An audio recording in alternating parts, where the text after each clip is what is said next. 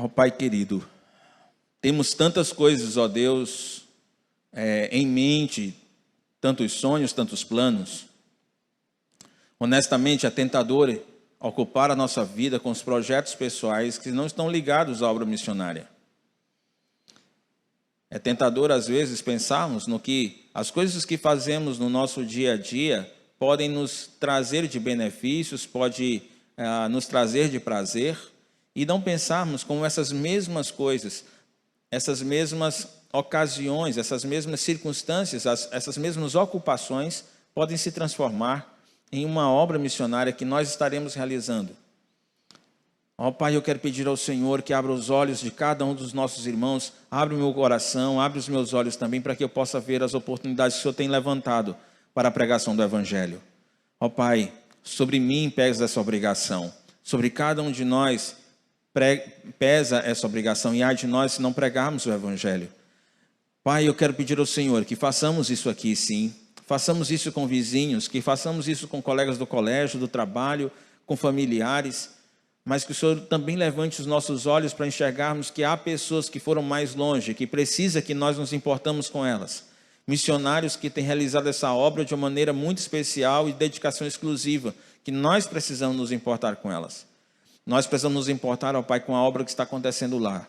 Assim como esse adolescente, esse pré-adolescente que tirou a sua vida, tornando, ó Pai, esse episódio uma experiência trágica e terrível lá no campo, mas também como aquele outro jovem que, tendo sido uma criança rebelde, desorientada, ao entregar-se ao Senhor a vida, se tornou em alguém que é manso, dedicado, alguém que se importa, alguém que tem uma vida equilibrada, como benefício de ter sua vida entregue ao Senhor.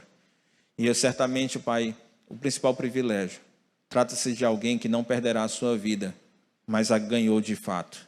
Então, ó Pai, por causa de situações como essa, por causa de circunstâncias como essa, por causa de transformações como essa, que o nosso coração venha arder com a missão que o Senhor nos deu, de fazer discípulos.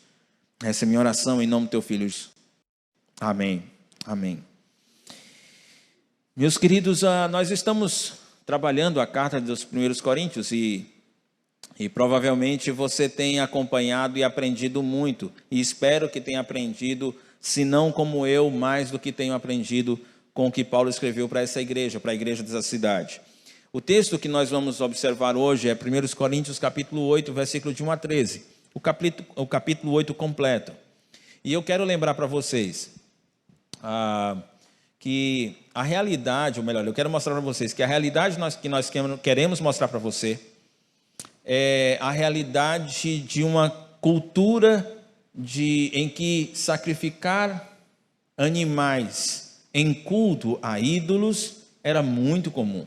Então você tem que pensar que na época desde que Paulo escreveu essa carta, era muito comum as religiões terem em seus rituais o sacrifício de animais. Hoje a ideia é difícil de ser digerida por nossa sociedade.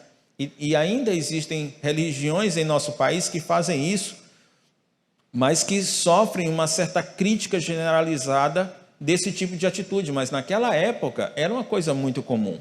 Então o que acontecia de famílias irem aos templos idólatras, levando um animal vivo que era sacrificado pelo sacerdote daquele templo, templos mais diversos, dos ídolos mais diversos. E ali parte daquela carne que foi sacrificado, parte daquela carne do sacrifício era separada para o sacerdote. Parte daquela carne era assada ali no altar. A parte que ficava com o sacerdote, às vezes o acúmulo de carne que ficava com o sacerdote, às vezes era tão grande que o sacerdote não tinha como consumi-la com sua família.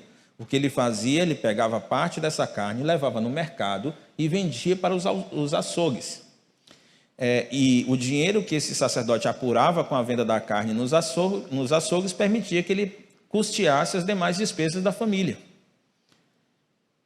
Quanto à família que apresentou o sacrifício, em dado momento, aquela família ia juntamente com amigos para o sacrifício, ali no templo, e eles aproveitavam, enquanto a carne era assada, os familiares iam tendo relações com as prostitutas cultuais que haviam no templo, e ao final das relações sexuais, eles sentavam numa mesa para um banquete e comiam aquilo que havia sido assado no altar. Comiam a comida que havia sido sacrificada ao ídolo. Em outras situações, algumas outras famílias preferiam levar a carne assada para comer em casa. E tudo isso que aconteceria no templo, acontecia na casa, com os vizinhos daquela família. Essa era uma realidade comum. E se alguém fosse no mercado comprar carne em algum daqueles açougues, havia uma grande possibilidade que a carne que ele ia comprar era uma carne que havia sido sacrificada a ídolos. E daí, então, uma certa confusão havia no coração, ou na mente dos coríntios, de alguns coríntios em particular, deles dizendo: como devemos nos comportar diante disso? São carnes oferecidas a ídolos. Podemos ir ao templo, junto com os nossos vizinhos, comer da carne? Podemos comer na casa deles? Podemos, ao comprar a carne no mercado, a gente deve verificar se a carne foi oferecida a ídolo antes de comprá-la?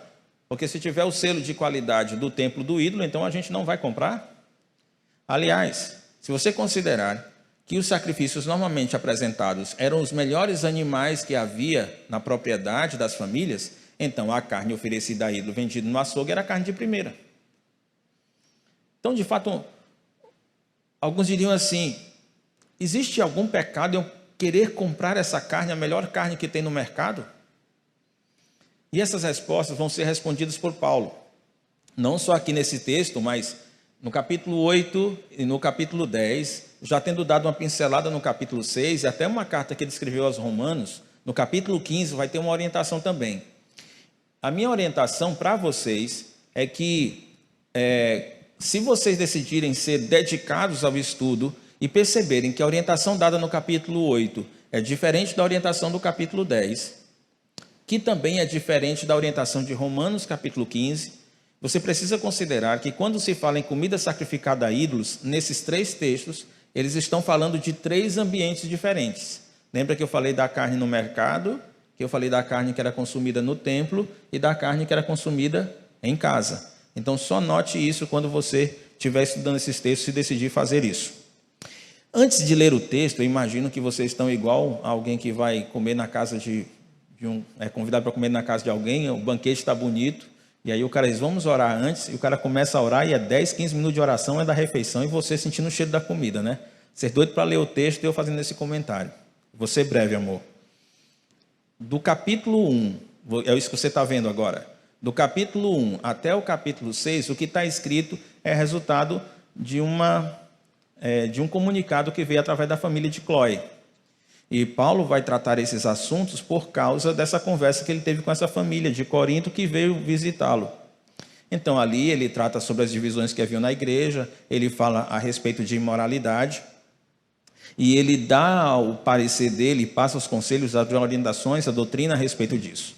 Do capítulo 7 em diante, aí já não é mais o que a família de Cloé falou. Aí já é uma carta que ele recebeu dos coríntios, vindo por 3 homens, 3 líderes daquela igreja. E nessa carta, a primeira coisa que eles questionavam era sobre casamento e celibato. Lembra que nós pregamos nos últimos 2 finais de semana. O segundo assunto que eles discutem é justamente sobre carne sacrificada a ídolo, que é isso que nós vamos ver agora. Durante o capítulo 8, 9 e 10, nós vamos tratar a respeito desse assunto. Vamos ler o texto. Com respeito aos alimentos sacrificados aos ídolos, sabemos que todos temos conhecimento. O conhecimento traz orgulho, mas o amor edifica. Quem pensa conhecer alguma coisa, ainda não conhece como deveria. Mas quem ama a Deus é conhecido por Deus.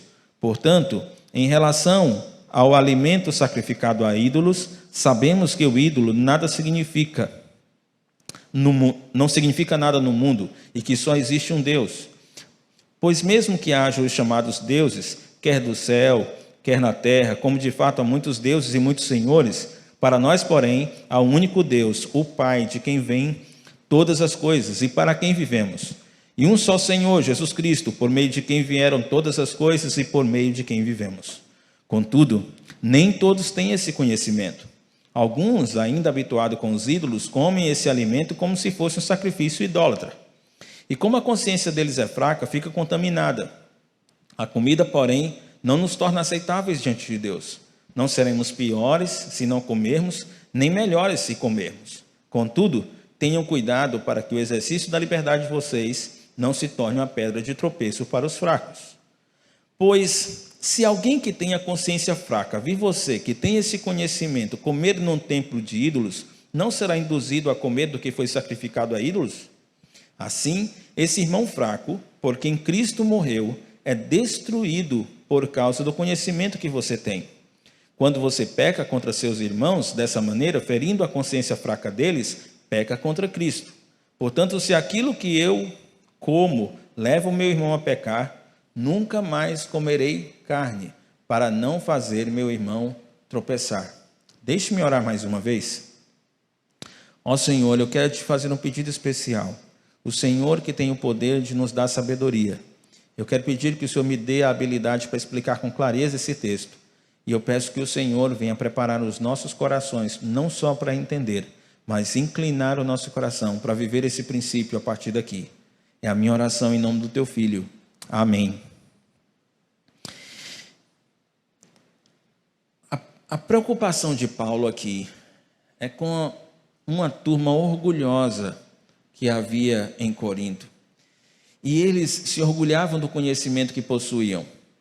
E Paulo dizia assim, olha, o que eu quero ensinar para vocês é que, por mais que vocês tenham conhecimento, o exercício da liberdade que esse conhecimento traz deve ser exercido se preocupando com os que são mais fracos. Ou seja, se você é livre para fazer aquilo que a Bíblia não proíbe, você ainda tem um limite a observar.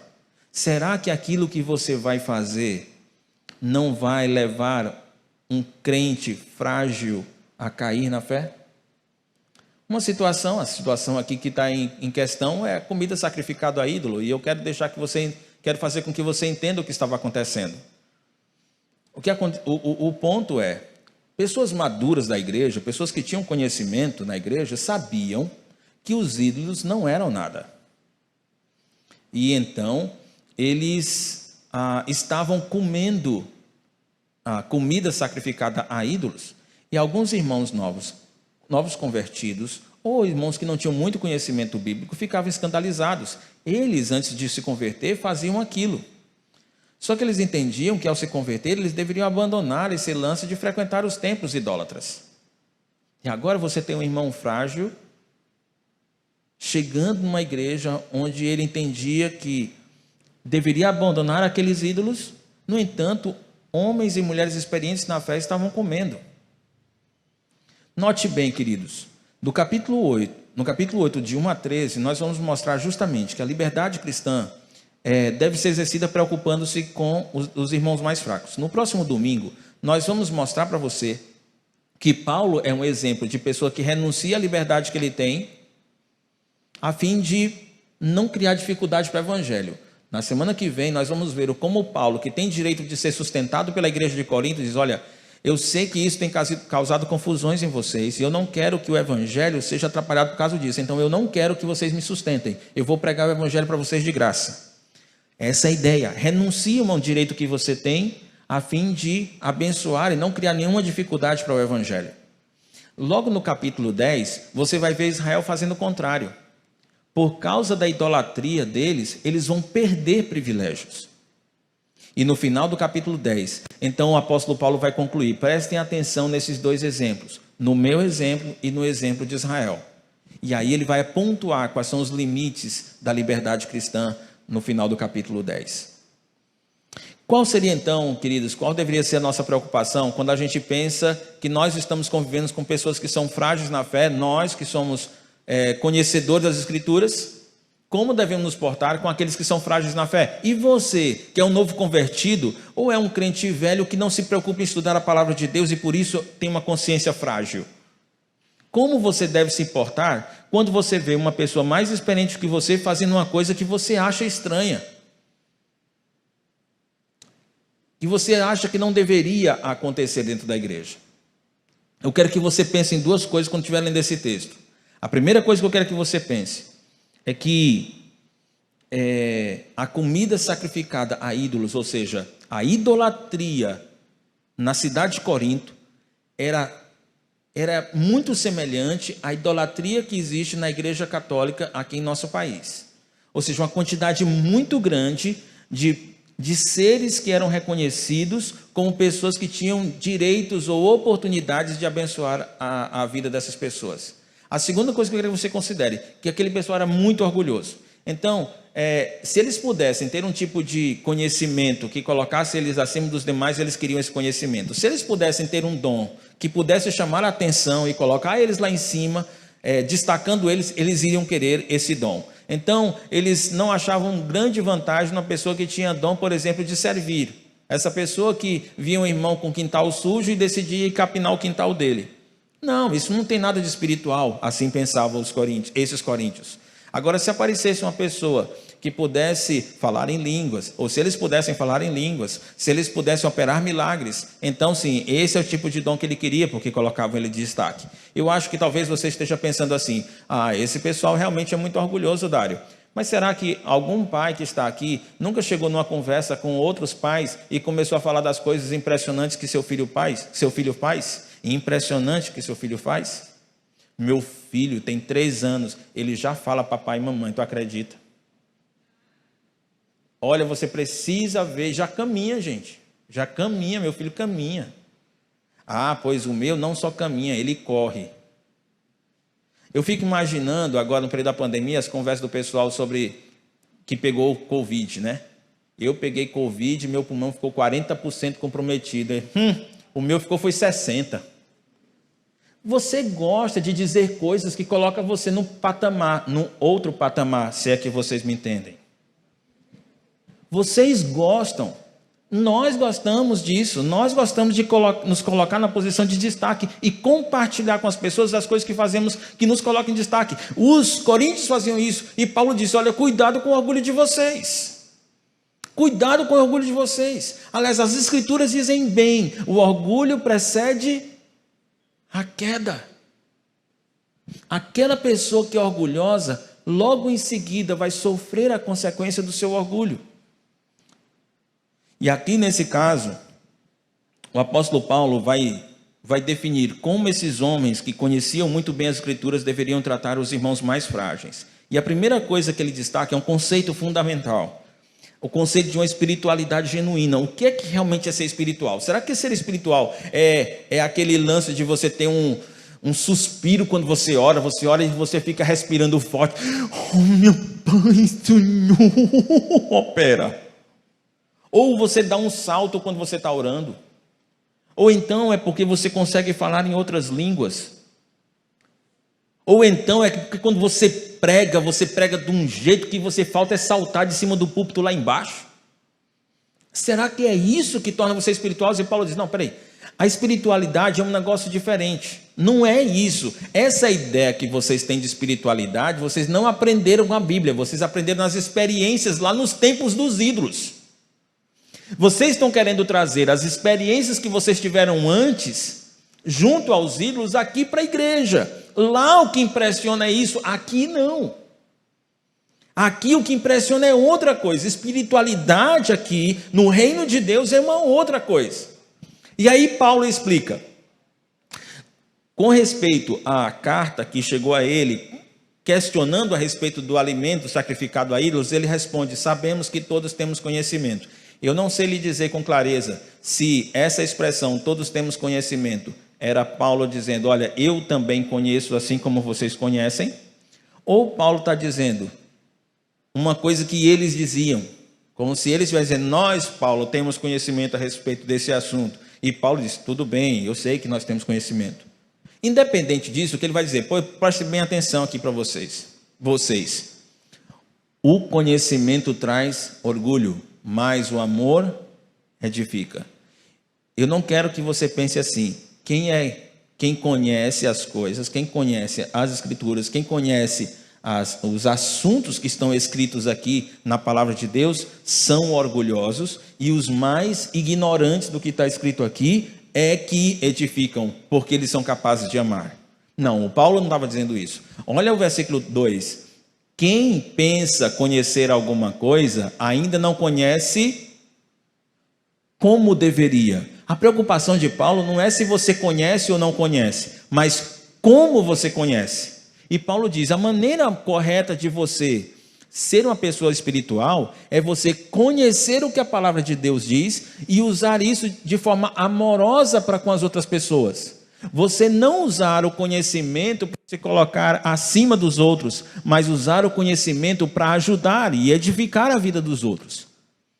Sabe essa onda que nós tivemos de vários jovens decidindo estudar teologia profunda. Isso começou há cerca de 10, 15 anos atrás. Uma onda em busca de conhecimento bíblico que correu o país, correu o Brasil. E eu comecei a louvar a Deus, porque daqui a pouco o pessoal estava me dizendo, olha, eu estou lendo Charles Spurgeon, outro dizia assim, eu estou lendo Jonas Madureira, outro dizia, eu estou lendo esses caras que são muito inteligentes e que têm uma teologia muito saudável. E eu estou lendo, eu estou estudando tudo isso. Mas era impressionante como essas pessoas ficavam dentro de casa, estudando, e nunca usavam o que aprendiam para abençoar os outros. E eu comecei a ficar preocupado, assim, que tipo de conhecimento, que maneira é essa de que estão utilizando para conhecer o que a palavra de Deus diz? Será que é isso que Deus quer? Que a gente fique dentro de casa, estudando a palavra de Deus, sem compartilhar aquilo com outras pessoas? Sem nos importar com outras pessoas? O Paulo diz, não. O conhecimento que você tem foi dado pelo Senhor não só para te abençoar, mas para que você abençoe a vida de outras pessoas. E se você não abençoa a vida de outras pessoas, você não é verdadeiramente espiritual, você é carnal. Por mais que você tenha conhecimento, você é carnal. Você quer ser espiritual? Então você vai precisar pegar o conhecimento que você tem e abençoar a vida de outras pessoas. Os caras não queriam nem saber. Esses caras de Corinto não queriam nem saber. Com tantos, e eu vou já mostrar para você por que os mais fracos estavam tropeçando, estavam caindo, estavam sendo feridos na sua consciência com as coisas que os mais sábios estavam vivendo. Mas aquilo que eu quero que você perceba nesse momento, é que o apóstolo Paulo está dizendo assim, se você tem conhecimento, você deve usar esse conhecimento para abençoar a vida de outras pessoas. Esse é o conceito fundamental que Paulo levanta quando vai falar sobre carne sacrificada a ídolo. Você que tem conhecimento, não use conhecimento só para si, porque isso vai trazer orgulho, e o orgulho precede a queda. Mas ao contrário, use o seu conhecimento com amor. Use o seu conhecimento com amor. Use o seu conhecimento. Eu posso entender a cabeça dos coríntios. Porque é como se o cara dissesse assim, você gosta muito de comer uma carne com gordura assada no espeto, né? Aí você imagina que chega um irmão que se converteu e que era da igreja adventista. E ele vê você comendo carne. E esse irmão diz assim, poxa, mas então quer dizer que o que está escrito no Velho Testamento não tem valor? Eu não devo obedecer o que está lá. Porque eu tenho uma pessoa aqui que é muito experiente aqui na igreja, que se converteu bem antes de mim, e ele está comendo carne. Então isso quer dizer que eu vou esquecer o que está escrito no Velho Testamento. É a cabeça de um adventista que acabou de se converter. Porque é assim que ele enxerga, era essa mentalidade que ele traz lá da igreja adventista. E é assim o experiente faz. E o pior, esse experiente toma conhecimento que o que ele fez causou um escândalo no coração desse novo convertido. E ele diz assim, espera aí, eu vou deixar de comer a minha carne no espeto, com aquele dedo de gordura, por causa de uma outra pessoa que está pensando uma coisa errada, porque a Bíblia não me proíbe comer isso aqui, de jeito nenhum. Vocês estão percebendo? O meu conhecimento, eu saber que comer carne com gordura não é pecado, o meu conhecimento não está me levando a amar o meu irmão que acabou de se converter, e que ainda não entendeu por que eu como carne. Aí a frustração, eu vou deixar de de comer aquela carne, pingando a gordura, que na hora que você passa a faca, chega, desce o sangue assim.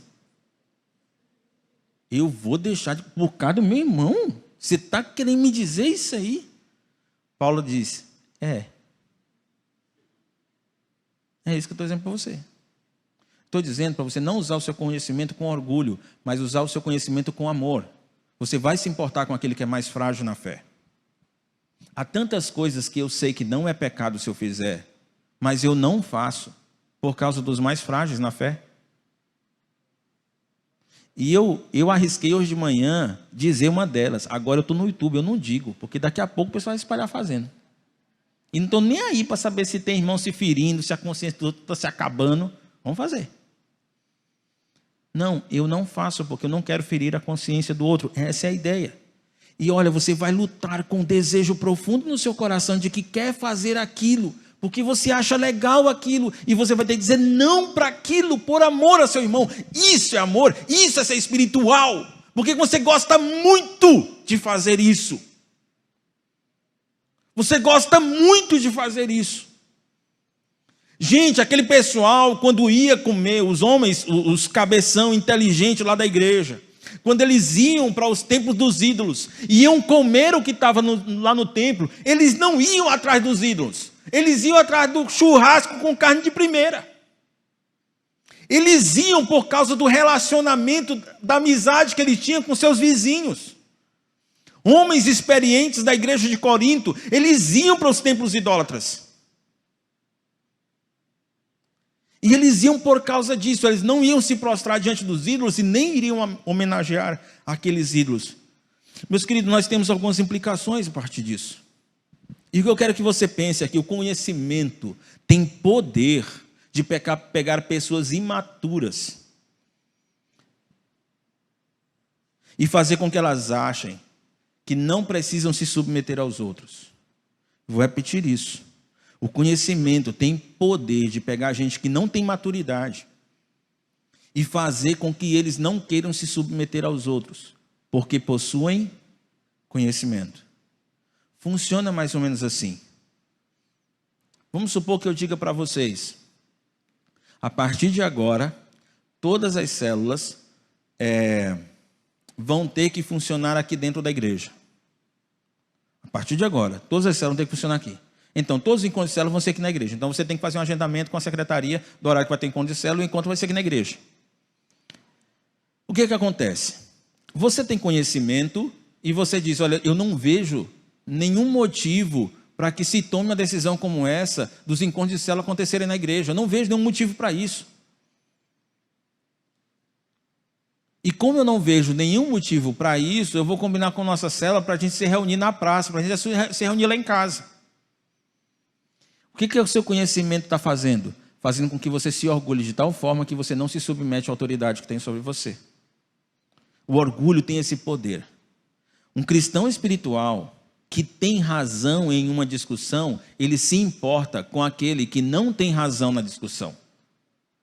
A minha maior preocupação, quando eu estou discutindo um assunto, vamos falar aqui a respeito de tatuagem. Eu vou conversar sobre tatuagem, a minha preocupação não é simplesmente mostrar para você que eu tenho razão. A minha preocupação é que você faça aquilo que agrada ao Senhor e que você tenha uma consciência forte para agir de forma consistente com aquilo que a Bíblia diz. Essa é a minha preocupação. Então, é possível que você se discorde de mim e diz, não, eu não concordo que você deve usar que se deva usar tatuagem. Eu não concordo. Ou então você vai dizer o contrário. Não, eu concordo que deve ser, eu não vejo nenhum problema você usar tatuagem. E então eu começo a tentar argumentar, e se você não cede, você não aceita a minha argumentação e você não concorda comigo, eu já fico meio assim com você. Eu fico perdendo a paciência com você e eu não quero continuar conversando com você. Não é assim que um cristão espiritual age. Um cristão espiritual, ele se importa com a vida daquele que ele acha que não tem razão. Porque amar, queridos, e importar-se com a edificação, com o crescimento espiritual do outro, mostra que você pensa como um cristão. E aqui eu cheguei num ponto crítico da mensagem. E o que você acabou de ouvir, que eu vou repetir, traz uma grande responsabilidade para você. Porque à luz do que Paulo está dizendo, se Paulo está dizendo, mostrando para os coríntios que o conhecimento de uma pessoa que é espiritual leva ela a amar e se importar com outras pessoas, então a lógica é que amar e importar-se com o crescimento espiritual do outro mostra que você realmente pensa como um cristão. E qual é o problema? O problema é que o contrário é um mau sinal. O contrário, ou seja, se você não se importa com o crescimento espiritual dos outros que estão à sua volta, a pergunta que você tem que fazer é: eu estou pensando como um cristão? Talvez tenha outra pergunta mais difícil de responder. Eu sou cristão? Porque se eu não me importo, se eu não busco conhecer a Deus para então conseguir abençoar a vida de outras pessoas, eu não estou batendo com o checklist que a palavra do Senhor está fazendo nesse momento em relação ao que é ser cristão. E ser alguém espiritual é isso, é você conhecer as coisas para abençoar a vida de pessoas. Qual é a sua reação quando você discorda de alguém ou quando você é desfavorecido numa discussão com outra pessoa? Como é que você se comporta quando a célula toma uma decisão que é diferente da que você gostaria que ela tomasse? Isso fala muito a respeito da sua espiritualidade. O que você pode, aliás, eu falo da célula, mas isso pode acontecer numa conversa com seu marido, com sua esposa, numa conversa com seus pais, numa conversa com seus filhos, na conversa com seus colegas do colégio, do trabalho, com seus vizinhos, aquele vizinho que aumenta o som.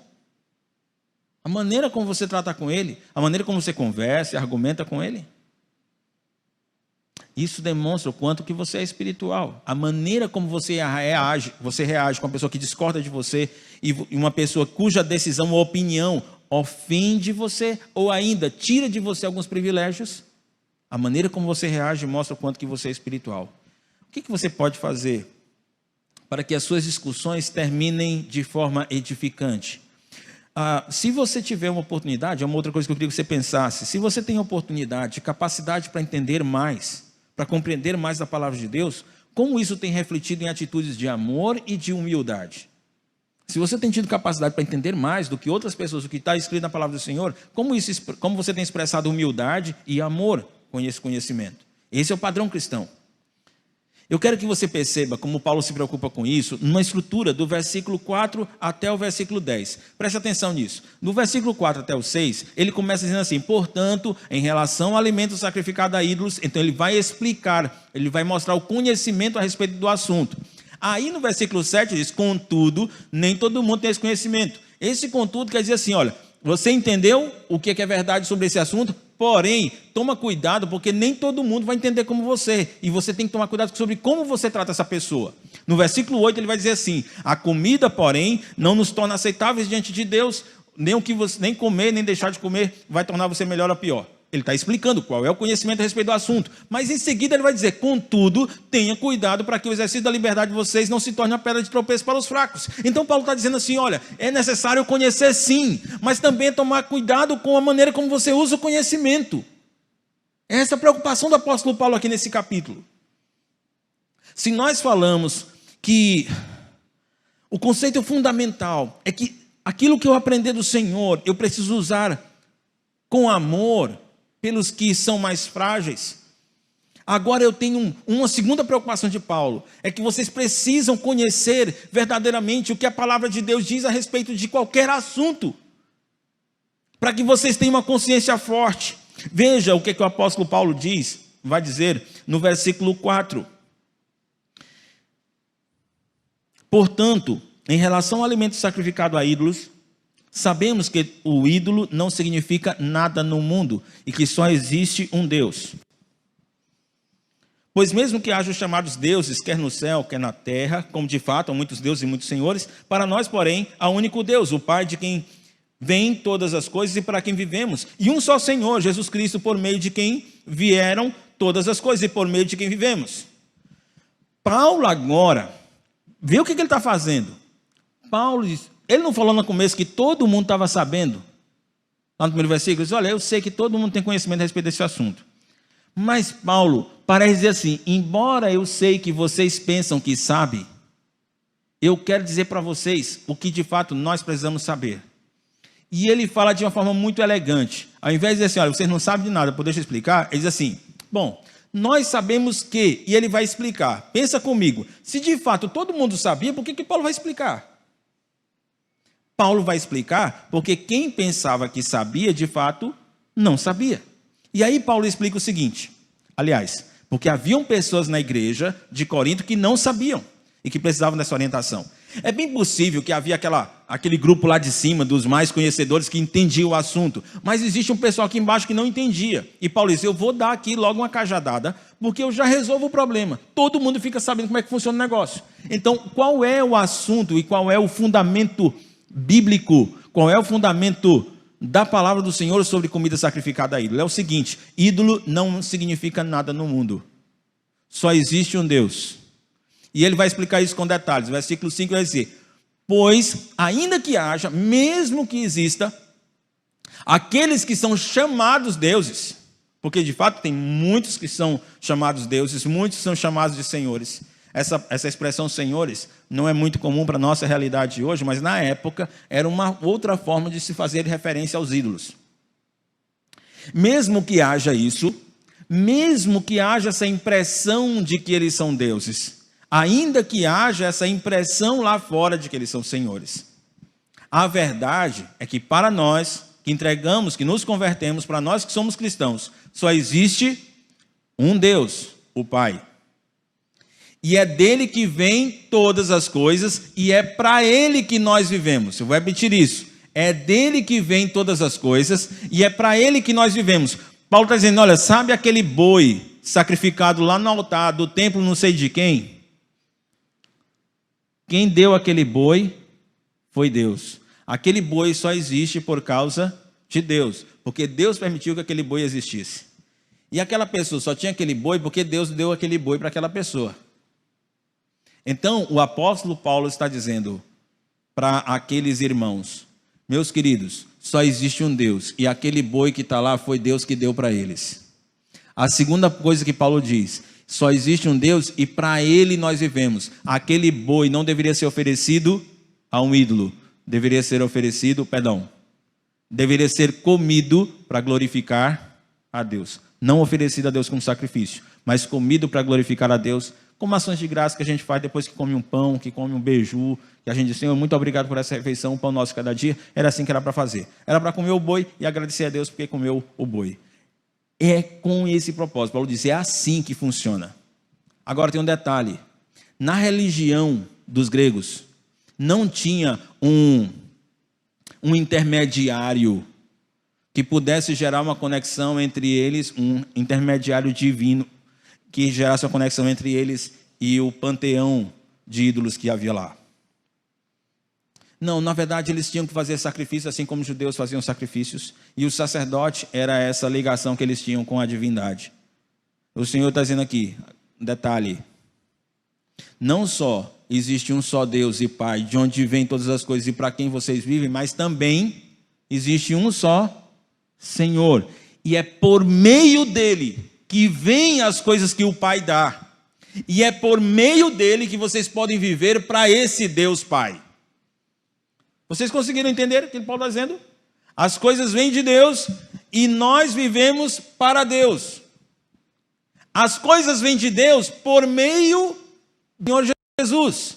E nós vivemos para Deus por meio do Senhor Jesus. Paulo disse, olha, o único Deus é o Pai, de onde vem e para onde é feito, para onde nós e para quem nós vivemos. E só existe um Senhor, que é o Senhor Jesus Cristo. Por meio de quem nós recebemos tudo. Se você se você tem um emprego, veio por meio do Senhor. Mas principalmente, se você tem vida eterna, veio através de Jesus Cristo. Não foi por esforço seu, não foi por causa de um sacrifício que você fez no altar, mas foi por causa do Senhor Jesus. Foi dele que veio a salvação. Foi por causa do que Jesus fez. Ele viveu uma vida perfeita, morreu na cruz e ressuscitou.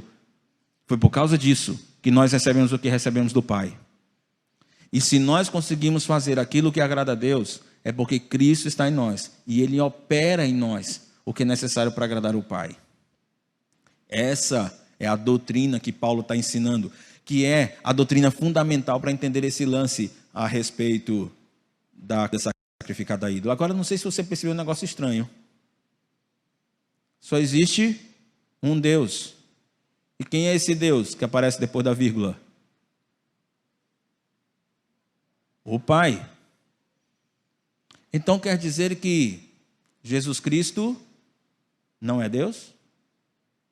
Porque a declaração é muito clara. E por que eu quero chamar a atenção de vocês? Porque existem alguns que manipulam esse texto para dizer que a Trindade não existe. Existem algumas seitas que manipulam esse texto para dizer que a Trindade não existe. Porque o texto diz que só existe um Deus e esse Deus é o Pai. Logicamente, pelo menos a princípio, queria dizer que o Senhor Jesus Cristo não é Deus. Só que tem um problema nessa interpretação. É que logo em seguida ele diz que só existe um Senhor. Então, se eu for seguir a mesma lógica, Deus não é Senhor. Porque o único Senhor seria Jesus Cristo. No entanto, se você entende que Deus e Jesus são o mesmo Deus, então se resolve o problema. Porque quando ele diz, só existe um Deus, ele diz, só existe um Senhor, ele está usando uma figura de linguagem muito comum no meio semita, de você dizer a mesma coisa com duas expressões parecidas, ou dizer coisas parecidas com termos parecidos. E isso faz com que você entenda que tanto Deus como Jesus Cristo são Deus e Senhor. E o que é que diferencia? As funções deles. Então são pessoas diferentes, no entanto são um único Deus. A pessoa do Pai é aquele de onde vêm todas as coisas e para quem vivemos. E a pessoa do Filho é aquele por meio de quem nós recebemos todas as coisas e por meio de quem vivemos para agradar o Pai. Deu para entender isso? Se você entendeu isso, eu acho você ninja. Porque é um negócio complicado de entrar na cabeça de uma pessoa comum. Provavelmente, o que é mais normal é surgir um monte de dúvida e você guardar no seu bolso para perguntar para Jesus quando chegar lá. Então, e faça bem, guarde essa dúvida e fale para o Senhor. Porque o grande lance eu só tenho uma coisa na minha cabeça que é certo. Jesus Cristo e o Pai são um único Deus que existe. E eles dois são o Senhor. Isso tem que ser verdade, simplesmente assim. E como é que tu aceita isso como verdade? Sim, pela fé. Não me peça para explicar além do que a Bíblia ensina.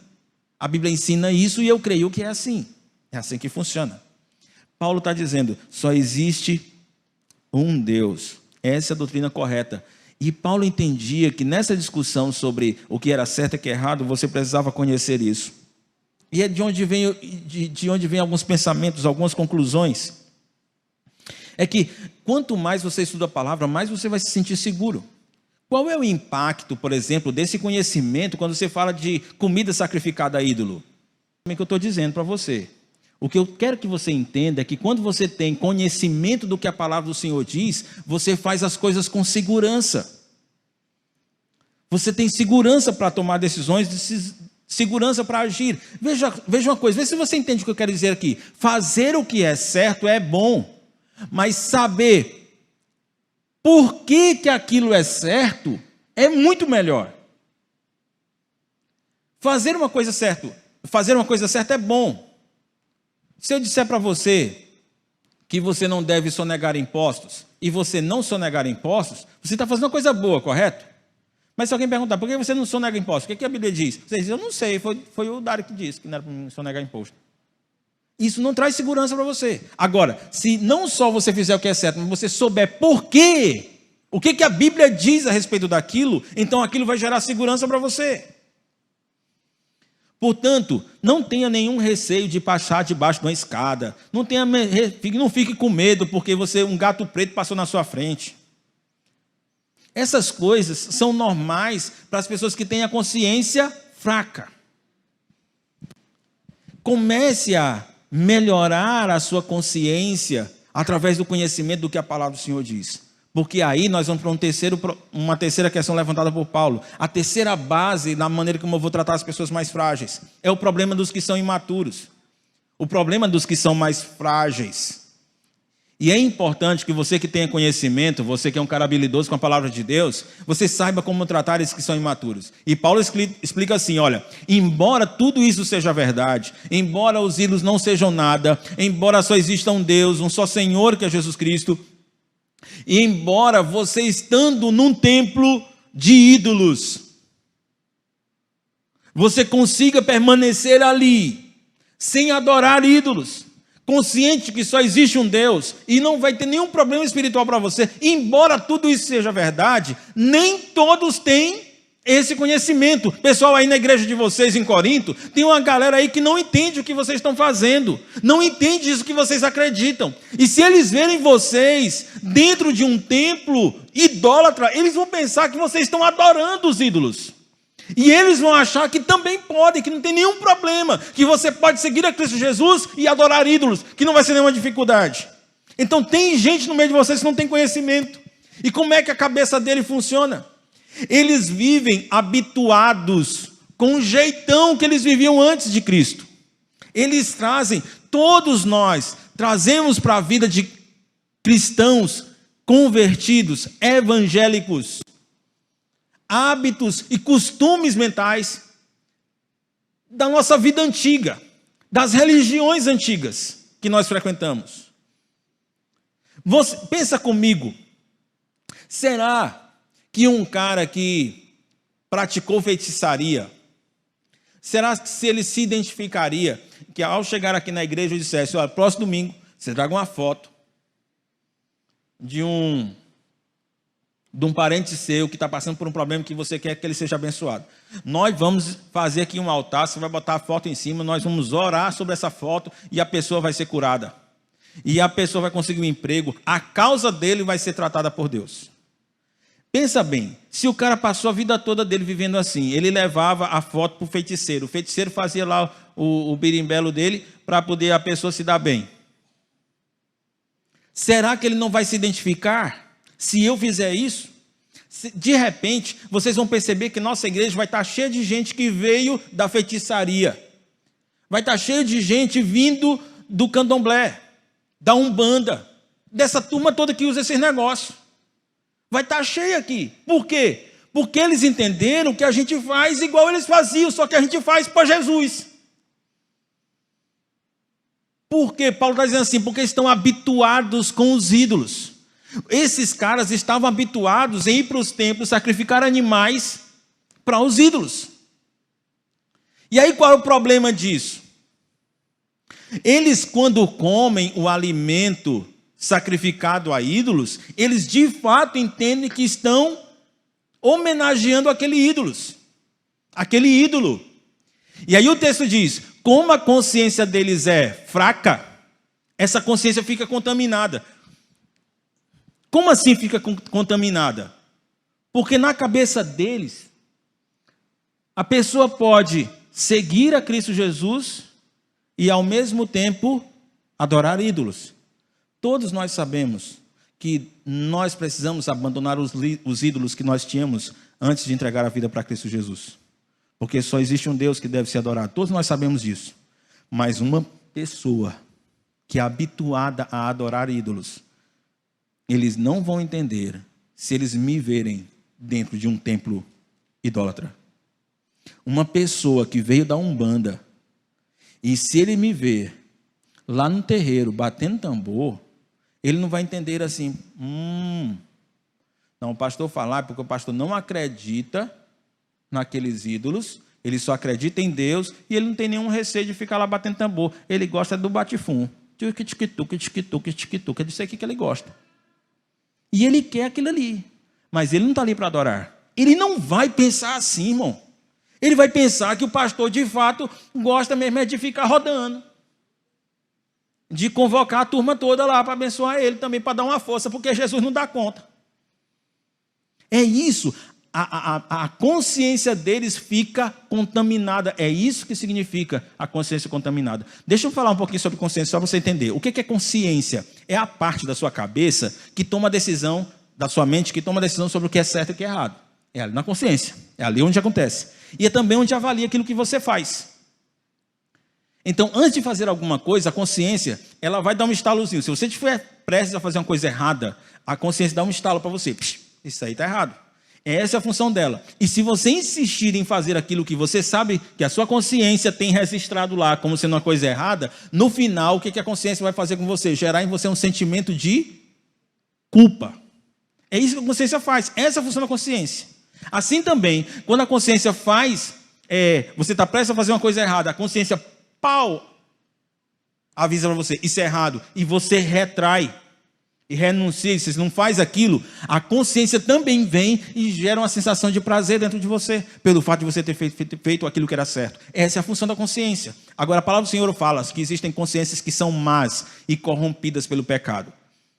Fazer sexo antes do casamento é certo ou é errado? Nós sabemos que a Bíblia condena isso. O sexo foi feito para o casamento. Porém, alguém que não tem uma consciência sadia, mas tem uma consciência má e corrompida pelo pecado, ele vai pensar assim, deixa eu ver o que é que eu estou querendo. Eu desejo, eu gosto de fazer sexo. Então eu acho que não tem problema nenhum. Eu acho que não tem problema nenhum, porque eu desejo aquilo. Essa é uma mente, uma consciência corrompida pelo pecado. A segunda forma como essa consciência é má e corrompida pelo pecado, porque ela vive num mundo que prega dizendo isso. Se o mundo diz, por exemplo, que você criticar alguém por ser homossexual, dizer que ser homossexual é alguma coisa errada, se o mundo pensa assim, então a consciência de todos vai funcionar com aquele registro na cabeça. E se por acaso ela me ouvir dizendo que a Bíblia diz que homossexualidade é pecado, então a consciência dela vai dizer que eu errei, que eu cometi um pecado. E a consciência dela vai ficar indignada com o que eu fiz. Porque a consciência dela está corrompida com o registro de que todo mundo pensa que homossexualidade é uma coisa normal e que não tem nada de errado com isso. Se você chegar em certas tribos indígenas e africanas, você vai encontrar eles pegando bebês que nascem com deformidades, sacrificando aquilo. E eles não ficam se sentindo culpados. Por quê? Porque a consciência deles está corrompida pelo que todo mundo pensa naquela tribo, que uma criança que nasce com deformidade precisa ser sacrificada. É assim que funciona. É assim que é uma consciência corrompida. Essa consciência corrompida, ela, quando encontra-se com o Evangelho e toma a decisão de seguir Jesus, ela recebe um choque. E esse choque é dizer assim, cuidado, porque muita coisa está registrada aí dentro, está errado. E à medida que ela vai vivendo com o Senhor e conhecendo o que a palavra do Senhor diz, essa consciência vai mudando os registros que tem lá do que é certo e o que é errado. E agora novas coisas aparecem como sendo errado. E aí essa consciência, quando ouve, por exemplo, que masturbação é pecado, se essa pessoa estiver pensando em praticar masturbação, essa consciência, agora transformada pelo Espírito de Deus e pela palavra, começa a acender a luzinha vermelha. Isso é errado. E se você se masturbar, depois a consciência vai dizer, você pecou. E você vai sentir-se culpado por causa daquilo. É assim que funciona uma consciência convertida. Acontece que uma pessoa que se converte, no início da fé dela, enquanto ela não estuda a palavra de Deus, essa consciência é fraca. Mas à medida que ela estuda a palavra do Senhor, essa consciência vai se tornando forte. Vai se tornando uma consciência boa, uma consciência pura. Mas tem um detalhe.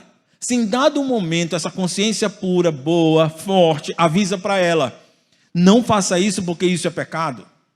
E ainda assim, o cristão pecar, virá a sensação de culpa. E o que ele deve fazer é se prostrar diante do Senhor. Senhor, me perdoe porque eu fiz isso. Mas se ele não buscar o Senhor pedindo perdão do seu pecado, se ele não se arrepender do que ele fez, possivelmente ele vai ser tentado de novo naquilo e de novo ele vai fazer.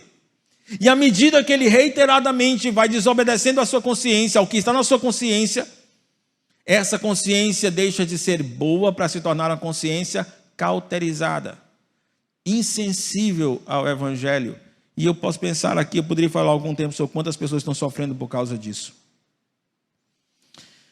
Eu queria que você refletisse e pensasse no seu dia. As suas decisões, elas têm sido movidas por desejos que vêm do coração? Ou você assume o controle sobre sua vontade e você obedece à sua consciência, que já é hoje tratada pela palavra? Eu estou com vontade de comer, vou lá e como. Não vou estudar não, eu vou assistir filme. Eu vou lá e assisto. Eu não vou trabalhar hoje não. Hoje eu não vou discipular ninguém.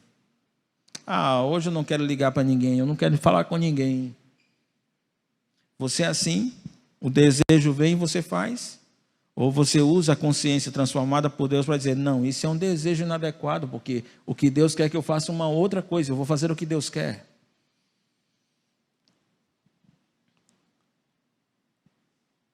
Se os seus princípios não forem orientados pelo que a palavra do Senhor diz, você pode fortalecer sua consciência, começando a estudar a palavra do Senhor a partir de agora. E aí, você não vai deixar de usar tatuagem, ou vai usar tatuagem, porque disseram que você pode ou que você não pode. Você vai fazer porque a sua consciência está sendo controlada ou orientada pela palavra de Deus, e aí você sabe o que fazer. Deixe-me apresentar então uma regra de ouro que o apóstolo Paulo tem, que o apóstolo Paulo apresenta aqui. Ele vai dizer, no versículo 8, a comida, porém, não nos torna aceitáveis diante de Deus, não seremos piores se não comermos, nem melhores se comermos. A comida não vai interferir em nada. Está dizendo isso lá para os coríntios que estavam querendo a carne com gordura lá do altar. Mas tenham cuidado, para que essa liberdade sua que diz que você pode fazer isso e mostra que você não tem nenhum problema em fazer isso, não leve você a ser uma pedra de tropeço para os que são fracos. E Paulo dá até um exemplo, porque se alguém, ou melhor, até explica a situação, porque se alguém tem a consciência fraca, e vi você que tem esse conhecimento comer num templo de ídolos, não vai ser induzido a comer do que foi sacrificado a ídolos. Eu só quero que você entenda essa frase, comer o que foi sacrificado a ídolos, porque eu não sei se a NVI, ou mesmo a NVT, ou ainda a revista atualizada, conseguiu expressar tudo que está nele. Está muito escrito bem pequeno, como é que são as palavras no original. Se fosse traduzir literalmente, palavra a palavra que está escrito lá, como é que seria em português? Comer isso para sacrificar a ídolos. O que isso de fato está expressando? A ideia que ele quer passar é, o fulano não só come comida sacrificada a ídolos, ele come como se estivesse oferecendo aquilo a ídolos. Por que é essa interpretação? Porque o texto ele não está questionando, não está dizendo que é errado o cara que tem conhecimento comer num templo de ídolo. Então entenda o que estava acontecendo lá. O cara que tinha experiência, que sabia que não existe ídolo, só existe um Deus, eles não têm nenhum problema eu ir para um templo e comer a carne de lá. Porque eu não estou adorando ídolo, ídolo nem existe. De fato ele tem razão. O ídolo não existe e não é pecado você comer uma carne num templo idólatra. De fato, ele tem razão. Onde é que ele está errando? É porque ele não percebe que o novo convertido não sabe daquilo, que o cara da consciência fraca não sabe daquilo. É isso que ele não está levando em consideração. E Paulo diz, olha, você precisaria se importar com isso. Eu não quero que você confunda, e aqui eu quero terminar, chegar ao final com essa ideia. Eu não quero que você confunda consciência fraca com pessoas experientes que discordam de você. Deixe-me voltar para a tatuagem aqui. Eu não estou conversando e eu não estou lidando com o novo convertido. Estou conversando eu e o pastor Jando, duas pessoas que já estudam a Bíblia há muito tempo. E aí o pastor Jando levanta o seguinte, Dário, eu acho que não há nenhum problema usar tatuagem, aplicar tatuagem. E nós começamos a tratar aquele assunto biblicamente, ele vai apresentando os argumentos dele, os textos que servem como base para aquilo que ele acredita, e eu vou fazendo a mesma coisa. E a minha convicção é que nenhum cristão não deve usar tatuagem, mas o pastor Jandro, com o conhecimento que ele tem da palavra do Senhor, ele diz, não, Dário, a gente pode usar tatuagem, não tem nenhum problema. Nessa situação, não tem problema o Jandro usar tatuagem. Você consegue entender a diferença disso? Estamos falando de duas pessoas que têm conhecimento. Ele tem conhecimento e eu também. Nós estamos discutindo o assunto e ele discorda de mim. Ele pode discordar de mim. E aí é onde temos a liberdade de consciência. Porque o Jandro estudou as Escrituras e chegou à conclusão que não tinha problema usar tatuagem. E ele está fazendo isso com a consciência que ele tem de que não é pecado. Eu digo, usar tatuagem é pecado, e eu apresento o texto bíblico, e você é magro, pior ainda.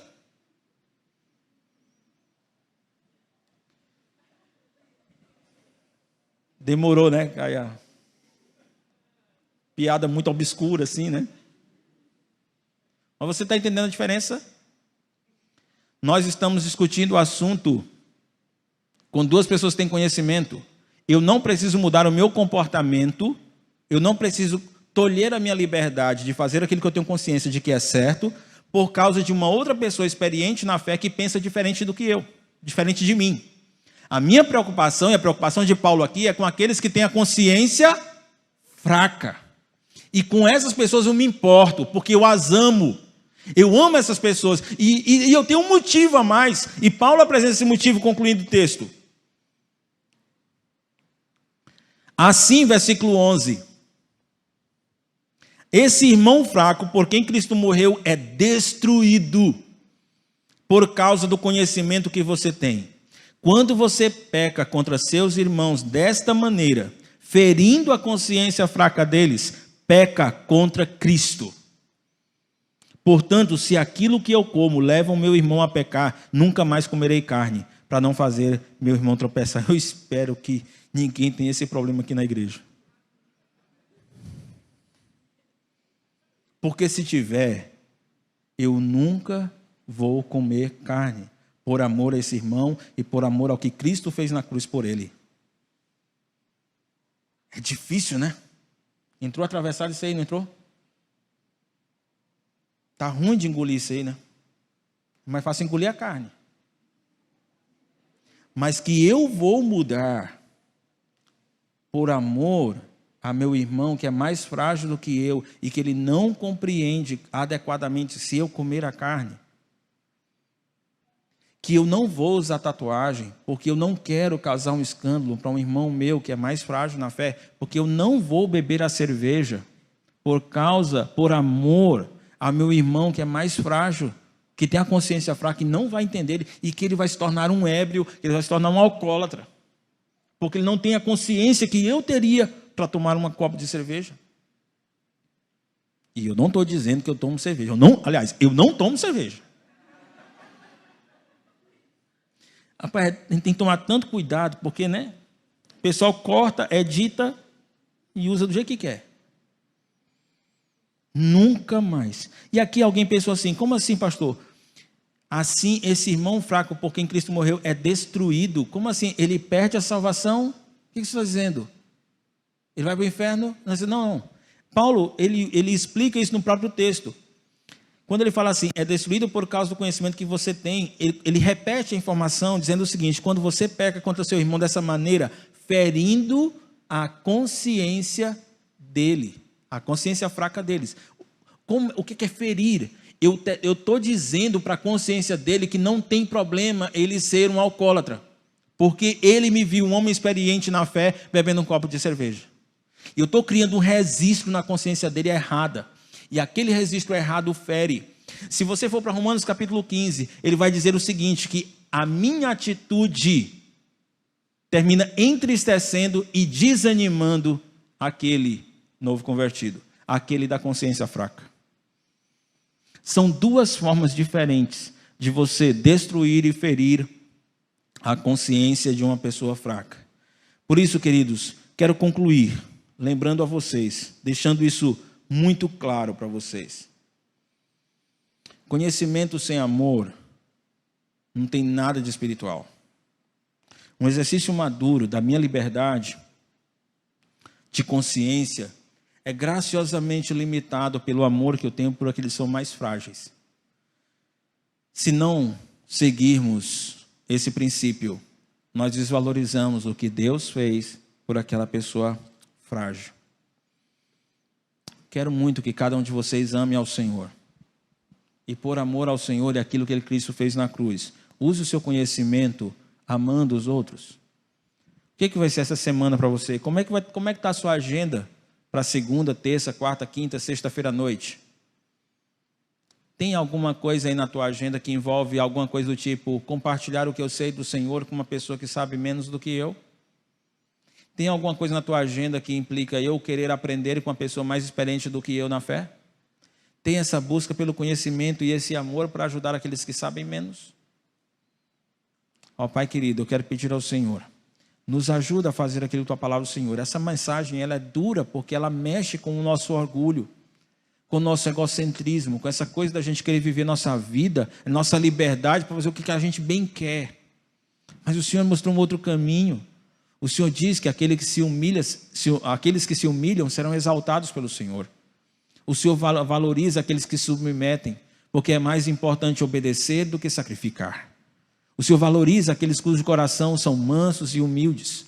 Aqueles, ó Deus, que assumem a carga do Senhor, assumem o fardo do Senhor, o leve fardo do Senhor, que tem paciência para lidar com aqueles que são mais frágeis. Esse amor, ó Pai, que nos torna diferentes. Esse amor que não é encontrado em qualquer outro lugar. Esse amor que me faz dizer, eu até gostaria de fazer isso, mas por amor ao meu irmão, não é isso que vou fazer. Eu até sei que poderia fazer isso, e que isso não seria pecado. Mas, Pai, na Tua presença e de todos aqueles que podem me ouvir, eu quero assumir o compromisso de deixar de fazer tudo aquilo que fizer meus irmãos mais frágeis tropeçar, tudo aquilo que impedir que os meus irmãos mais frágeis vivam uma vida íntegra diante do Senhor. Em nome de Jesus. Amém. Se você quer aprender mais sobre como seguir a Cristo Jesus, o que deve fazer para seguir a Cristo Jesus, então você pode me procurar aqui depois do culto ou mandar uma mensagem no WhatsApp da igreja e aí então nós vamos procurar ajudar você. Um bom final de semana? Não. Uma boa semana para vocês.